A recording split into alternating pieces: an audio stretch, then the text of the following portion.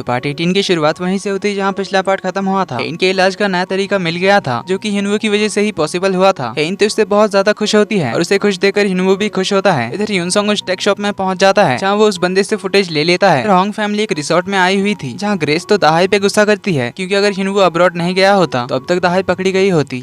तो यहाँ हमें एक और बात समझ आती है कि ये दोनों ही यूनसोंग के प्लान में बहुत सालों से साथ है और यूनसोंग का प्लान है क्वींस ग्रुप को हासिल करना जिसमें इन दोनों का भी हिस्सा होगा। तो होंग फैमिली को इस रिसोर्ट में लाना यूनसोंग के ही प्लान का हिस्सा था। तो यहाँ पे बटलर ग्रेस सेन की मॉम को भड़का देती है। मिस्टर सुचोल के इतने बड़े प्रोजेक्ट को युनवो के कहने पर ही रोक दिया गया है। युनवो तो जानबूझकर मिस्टर सुचोल को सक्सेसफुल नहीं होने देना चाहते। इवन वो इन्हें ये भी बता देती है कि युनवो को हेन के विल के बारे में पता चल चुका है कि उसे हेन के प्रॉपर्टीज एंड पैसों में से कुछ नहीं मिलेगा, इसीलिए वो क्वींस ग्रुप के काम में गड़बड़ी कर रहा है और जानबूझकर मिस्टर सुचोल के प्रोजेक्ट में गलतियां निकाल रहा है। जो सुन हेन की मॉम को तो और ज्यादा गुस्सा आता है। इधर सुचोल ग्रैंडपा को मनाने में लगा हुआ था पर ग्रैंडपा तो उसकी बात ही नहीं मानते। अब सुचोल के ऐसे गिड़गिड़ाता हुआ देखकर दाहाई को बहुत चिढ़ होती है। तो उसे देख मन में कहती कि अब भी उतना ही बुद्धू है जितना बचपन में था। इससे फ्लैशबैक आता है 23 साल पहले का, जब पूरी होंग फैमिली ऑर्फनेज के बच्चों से मिलने आई थी। अब जो लड़की यूनसोंग के साथ चेयरमैन की स्पीच को ध्यान से सुन रही थी वो लड़की और कोई नहीं बल्कि दाहाई थी और तभी से उसकी नजर थी सुचोल पर। सुचोल बचपन से ही बहुत भोला था। तो हेन और सुचोल को उनके पेरेंट्स कुछ टाइम के लिए बच्चों के साथ खेलने के लिए छोड़कर गए थे। तब यूनसोंग सुचोल को बुली करने लगा था। वो जानबूझकर फुटबॉल से सुचोल के सर पे मारने लगता है। उसे दूसरी बॉल से मारने जा ही रहा था पर हेन उसे देख लेती है तो वो बॉल को कैच कर लेती है। यूनसोंग को डांटने लग जाती कि तुम्हारी हिम्मत कैसी भी मेरे भाई को मारने की। यूनसोंग उसका नाम पूछता है तो हेन अपना नाम बताती है। फिर यूनसोंग तो यहाँ से चुपचाप चला जाता है। हेन सुचोल को छोटे बच्चों की तरह रोने से मना करती है। वो रोना बंद ही नहीं करता तो हेन चिढ़कर चली जाती है। दाहाई जो कब से उसे घूरे जा रही थी, हेन के जाने के बाद वो उसके पास आती है, पूछती है कि क्या तुम चेयरमैन के ग्रैंडसन हो। सुचोल हाँ कहता है। दाहाई पूछती क्या तुम अपने पेरेंट्स के इकलौते बेटे हो। सुचोल बताता है कि मेरा एक बड़ा भाई था पर वो अब इस दुनिया में नहीं है। दाहाई कहती फिर तो तुम इकलौते बेटे हो। ये बोलकर उसके आंसू पहुंचती है। दाहाई जो उससे 5 साल बड़ी थी उसे कहती कि हम लोग बड़े होकर शादी कर लेंगे। सुचोल कहता है मुझे तुमसे शादी नहीं करनी। ये कहकर वो भाग जाता है। इससे हमें समझ आता है कि दाहाई और यूनसोंग बचपन से ही क्वींस फैमिली के पीछे पड़े थे। ब्रेकफास्ट करते टाइम आंटी सुचोल के बेटे को देखकर कहती है कि हमारा गोनू कितना हैंडसम है, लगता नहीं ये सुचोल पे गया है, इसका डीएनए टेस्ट करवाया था। बटलर कहती है हाँ बच्चे के पैदा होने के बाद ही जिसमें 99.99% मैच आया था। अभी ये सुनकर सुचोल को बहुत गुस्सा आता है तो वो सबके सामने कह देता है कि मेरी वाइफ और मेरे बच्चे के खिलाफ मैं कुछ नहीं सुनूंगा। फिर वो दाहाई और गोनू को लेकर चला जाता है जहाँ वो दाहाई से कहता है कि मुझे पता है कि मैं इस फैमिली का सबसे वीक मेंबर हूँ, इसलिए तुम्हें ये सब सुनना पड़ रहा है पर मैं बहुत मेहनत करूंगा और इस प्रोजेक्ट के साथ एक बड़ा मुकाम हासिल करूंगा। फिर हमें कोई कुछ नहीं बोल सकेगा। ट्रस्ट में मैं तुम्हारे लिए और हमारे गोनू के लिए एक अच्छा हस्बैंड और डैड बन के दिखाऊंगा। इधर योंगदुरी विलेज तो बहुत ज्यादा फेमस हो गया था। इनके यहाँ आने का वीडियो वायरल होने के बाद से अचानक से बहुत सारे लोग गाँव में फोटोज खिंचाने पहुंच गए थे। गाँव में तो सभी लोग पोस्टर छपवा देते हैं। हर शॉप के बाहर हेन के नाम का पोस्टर होता है। यहाँ का खाना हेन ने खाया था, यहाँ का फ्रूट हेन ने खाया था। हेन हमारी शॉप में आई थी, यहाँ के सारे लोगों ने ये सारे पोस्टर छपवा दिए थे। इससे मिस्टर बेक को तो बहुत ज्यादा प्राउड होता है कि उनकी डॉटर इन लॉ की वजह से उनका गांव फेमस हो गया। लेकिन इन सब के साथ उनका ओपोनेंट भी फेमस हो गया था क्योंकि उसने हेन को एप्पल्स खिलाए थे। इस वजह से वो भी वीडियो में आ गया था और इस वजह से उसके एप्पल्स भी बहुत ज्यादा फेमस हो गए थे क्योंकि शहर से भी उसे ऑर्डर्स आ रहे थे। अल्टीमेटली वो और उसके एप्पल्स फेमस हो गए थे जिस वजह से mister Baek, miss On and Hyun सारे परेशान थे क्योंकि उन्होंने हेन को नाशपाती नहीं खिलाया था। अगर खिलाते तो नाशपाती भी फेमस हो जाती। इधर हेन और हिनवो एक रेलवे स्टेशन में होते हैं जहाँ एक लड़की आकर हिनवो को हाई कहती है। हिनवो भी उसे देखकर स्माइल कर रहा था। जो देख हेन उसे कोरियन में कहती है कि चुपचाप यहाँ से निकल, इसकी शादी हो चुकी है। वो लड़की जाने लगती है पर हिनवो तो अभी भी उसे देखकर स्माइल कर रहा था। तो हेन उसे घूरने लगती है तो हिनवो उसे कहता है कि यहाँ के लोग कितने फ्रेंडली है ना। सामने से हाय हेलो कहने आ जाते हैं। हेन कहती है हाँ तुम तो जरूर लड़कियों में बहुत पॉपुलर रहे होगे, लाइक तुम्हारे हाई स्कूल के टाइम में तुम्हारे प्रिंसिपल की बेटी, वो तो तुम्हारे प्यार में पागल थी, तुम्हें लव लेटर्स लिखती थी। हिनवो कहता है तुम्हें सोयोंग के बारे में कैसे पता। हेन कहती तो उसका नाम सोयोंग था, मैंने सुना वो काफी खूबसूरत थी। हिनवो तो ब्लश करते हुए उसे बताने लगता है कि हाँ वो थोड़ी क्यूट सी थी। हेन कहती अच्छा तो वही तुम्हारी फर्स्ट लव थी। हिनवो कहता नहीं तो वो मेरा पहला प्यार नहीं थी। हेन तो इतनी जेलस थी, कहती है कि तुम्हारी फैमिली एक दूसरे को बचपन से जानती थी, यानी तुम दोनों की शादी पक्की थी। हिनवो कहता है क्या बकवास कर रही हो, ऐसे थोड़ी ना होता है, हमने कभी साथ में खाना तक नहीं खाया था, कभी मैंने उसके लिए कुछ स्पेशल किया, तो कहाँ से वो मेरी फर्स्ट लव होगी। हेन कहती प्यार के लिए कभी कुछ भी करना जरूरी नहीं है, तुम उसे दूर से देखकर ही बहुत खुश होगे, हर वक्त उसके बारे में ही सोचोगे, उसे एक और बार देखने के लिए तुम उसके सामने से एक और बार गुजरोगे। अगर तुमने पहली बार ऐसा कुछ किसी के लिए किया यानी वो तुम्हारा पहला प्यार है। हिनवो पूछता है कि तुम्हें इन सब के बारे में कैसे पता, क्या तुम्हें प्यार का एक्सपीरियंस है, तुम उसे दूर से देखकर खुश हुई थी, उसके बारे में हर टाइम सोचती थी, इवन उसे एक और बार देखने के लिए तुम वापस से उसी रास्ते घूम कर आई थी। हेन कहती हाँ ये सब सच है। तो अब ये सुनकर हिनवो जेलस होता है तो उससे पूछता है कि अच्छा तो बताओ वो कौन था। हेन कहती था कोई बस में। हिनवो पूछता है वो कौन था। हेन कहती कि हर लड़की को कभी न कभी किसी से प्यार तो होता ही है, इसी तरह मुझे भी हुआ था। हिनवो तो उसके बारे में ही पूछने ही लग जाता है पर हेन उसे नहीं बताती। इधर हेन के घर पे कोई नहीं था। इसका फायदा उठाकर बटलर कैमरास को ठीक करने के बहाने कुछ इलेक्ट्रिशियंस को बुलाती है जिनसे वो हिनवो के लॉकर्स को खुलवा लेती है, जहाँ उसे डिवोर्स पेपर मिल जाता है। इस पे हिनवो ने साइन करके हेन को देने गया था। ये देखकर बटलर तो बड़ी खुश होती है कि अब वो लोग इसका यूज करके कुछ तो बड़ा प्लान कर रहे थे। सबसे पहले वो तो अपने यहाँ आने के फुटेजेस को मिटा देती है।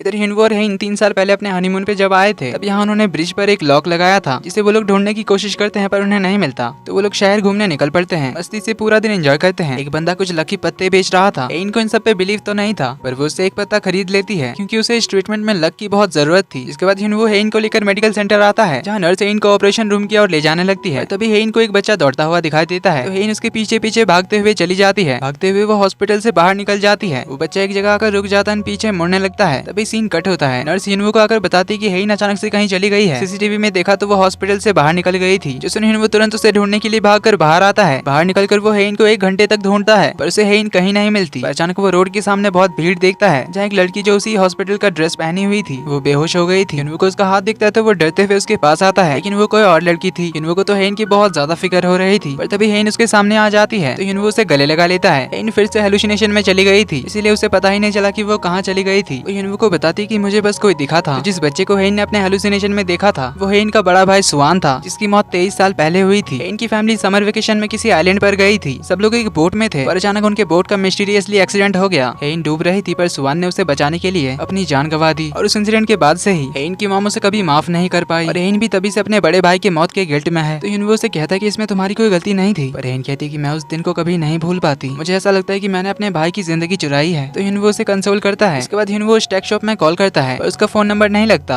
हम देखते हैं कि ओनर ने इस शॉप को परमानेंटली बंद कर दिया था। फ्लैशबैक में हम देखते हैं कि यूनसोंग ने इस ओनर को बहुत सारे पैसे देकर वो मेमोरी कार्ड ले लिया था और इस शहर को छोड़कर जाने के लिए कह दिया था। इधर यूनसोंग चेयरमैन को नेपोलियन की पेंटिंग गिफ्ट करता है। यहाँ बातों बातों में ग्रेस और यूनसोंग ये भी कह देते हैं कि यूनसोंग को क्वींस ग्रुप के राइवल कंपनी से भी ऑफर्स आ रहे हैं। ग्रेस कहती कि कहीं वो लोग इस डील को चुरा ना ले। जो सुन चेयरमैन थोड़े परेशान दिखते हैं पर चेयरमैन को एक और झटका मिलता है। इनके डैड आकर बताते हैं कि हमारे फाइनेंशियल डिपार्टमेंट के हेड ने बहुत सारे पैसों का घोटाला कर दिया है। इसके बारे में क्वींस ग्रुप के राइवल पार्टी को पता चल गया था तो इस बात का बड़ा इशू बना सकते हैं जिससे क्वींस ग्रुप का नाम बहुत खराब होगा और इनके जो बड़े बड़े इन्वेस्टर्स हैं शायद इस न्यूज के बाहर आने के बाद इन्वेस्टमेंट तो वापस लेंगे ही, साथ में क्वींस ग्रुप के स्टॉक प्राइस भी बहुत ज्यादा गिर जाएंगे। तो चेयरमैन उस गद्दार को पकड़ने के लिए कहते हैं जिसने ये इन्फॉर्मेशन लीक की है। इधर सियोली गो खेलने के बहाने जानबूझकर उनके टेबल के साइड में लगा हुआ ट्रांसमीटर दिखाती है। इसके बाद तो ग्रैंडपा पूरे घर की छानबीन कराते हैं, इसी के साथ सभी के घरों की छानबीन भी कराते हैं। अब सियोली किससे किस तरह से मिली हुई है ये तो हमें आगे ही पता चलेगा। पर इधर हिनवो के रूम की छानबीन करते हुए उसके टेबल के ड्रॉयर में ही ट्रांसमीटर का रिसीवर मिलता है जिससे सभी लोग तो हैरान रह जाते हैं। हम देखते हैं कि ये सब कुछ यूनसोंग अपने रूम में बैठकर आराम से देख रहा था क्योंकि उसने जो नेपोलियन की पेंटिंग चेयरमैन को गिफ्ट किया था उसमें कैमरा तो लगे ही हुए थे, साथ ही में बटलर ने हिनवो के रूम में सीक्रेट कैमरास भी लगाए थे जिससे हमें समझ आता है कि ये सारा प्लान यूनसोंग का है और वो हिनवो को इन सब में फंसाना चाहता है। उसी ड्रॉयर में उन्हें एक हार्ड डिस्क भी मिलता है जिसके अंदर क्वींस ग्रुप के फाइनेंशियल हेड की बहुत सारी कॉल रिकॉर्डिंग्स थे। जब वो किसी के कहने पर कंपनी में घोटाला कर रहा था तो उसके घोटाले की पूरी लिस्ट मौजूद थी इस हार्ड डिस्क में। अब ये देखकर तो चेयरमैन को बहुत गुस्सा आता है क्योंकि उन्हें तो बिलीव हो गया था कि हिनवो ही वो गद्दार है, इसने घोटाले की इन्फॉर्मेशन उनके राइवल कंपनी को दिया होगा। हिनवो पे कोई डाउट तो नहीं करना चाहता था लेकिन सारे सबूत उसके खिलाफ थे। हेइन की मॉम उसे कॉल करके इन सब के बारे में बताती है। हेइन को तो बिलीव नहीं होता, कहती है हम लोग तो अब्रॉड में हैं, हो सकता है किसी ने छुपकर हिनवो के रूम में वो सब कुछ रख दिया हो ताकि वो हिनवो को फंसा सके, इसलिए पहले सारे सीसीटीवी फुटेज चेक करो कि हमारे रूम में कौन कौन आया और गया, इसलिए बिना प्रूफ के कोई बकवास मत करिए। ये बोलकर वो कॉल काट देती है, फोन स्विच ऑफ कर देती है। इधर हिनवो अपने दोस्त यांग को उस टेक शॉप में भेजता है मेमोरी कार्ड को लाने के लिए और उसे पता चलता है कि शॉप तो परमानेंटली बंद हो चुका है। हिनवो कहता है मुझे लगा ही था कि ऐसा कुछ होगा, इसलिए मैंने अपनी कार उसके शॉप के सामने ही पार्क कर रखी थी क्योंकि उसके शॉप के सामने ही पार्किंग लॉट था। तो वो यांग से उसके कार का डैश कैम फुटेज निकाल के भेजने के लिए कहता है। वो होटल की ओर जाता है, वो आता है तो वो उसे भी उसे कहती है कि मेरी फैमिली का कोई भी कॉल करे तो पिक मत करना, उसका भी फोन स्विच ऑफ करवा देती है। रीजन पूछने पर हेइन उसे कुछ नहीं बताती। इधर बोमजा को अपने डिटेक्टिव से पता चलता है कि जो सियोली बन के इतने सालों से उनके साथ रह रही है उसका असली नाम था सुनियोंग, जिसने अपना नाम बदलकर सियोली रख लिया था। वो जब 4 महीने प्रेग्नेंट थी तब उसे जेल हुआ था और जेल में ही उसका एक बेटा हुआ था, जो सब जानकर बोमजा हैरान होती है। इधर हिनवो का रूम चेक करते हुए उन्हें लॉकर भी मिल जाता है, इसको चेयरमैन खुलवाते हैं। इसमें उन्हें हिनवो का बनाया हुआ डिवोर्स पेपर मिल जाता है, जिसे देखकर चेयरमैन और हेइन की मॉम तो बहुत ही ज्यादा गुस्सा हो जाती है। इधर हेइन के टेस्ट का रिजल्ट कल आने वाला था, इसीलिए वो कहती कि अभी मुझे बहुत सारे लक की जरूरत है क्योंकि कल ही पता चलेगा कि मैं ठीक हो सकती हूँ या नहीं।